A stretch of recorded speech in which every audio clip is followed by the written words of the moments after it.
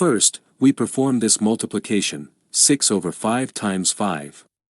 This 5 and this 5 cancel each other out, and only 6 remains. In the end, 12 divided by 6 gives us 2.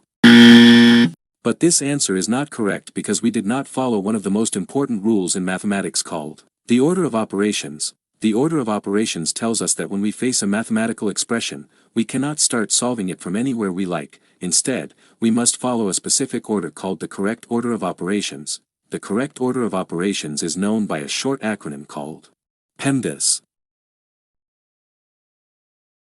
P stands for parentheses. E stands for exponents and roots. M stands for multiplication. D stands for division. A stands for addition.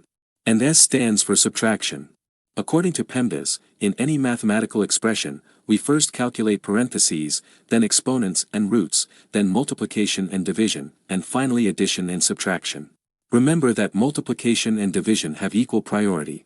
In any expression that has both multiplication and division, we move from left to right and perform whichever we reach first. This rule also applies to addition and subtraction. Now, with these explanations, let's solve the question from the beginning of the video.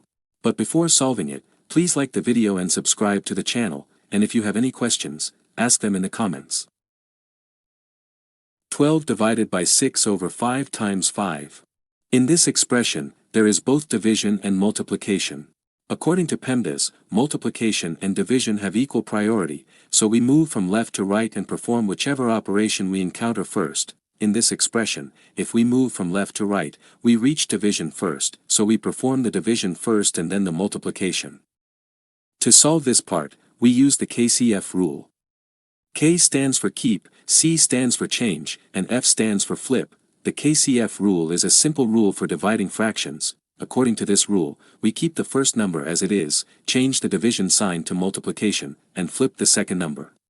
According to the KCF rule, we keep 12 as it is, change division to multiplication, and flip 6 over 5. 6 divided by 6 gives us 1, and 12 divided by 6 gives us 2. 2 times 5 gives us 10. In the end, we must calculate 10 times 5, which becomes 50.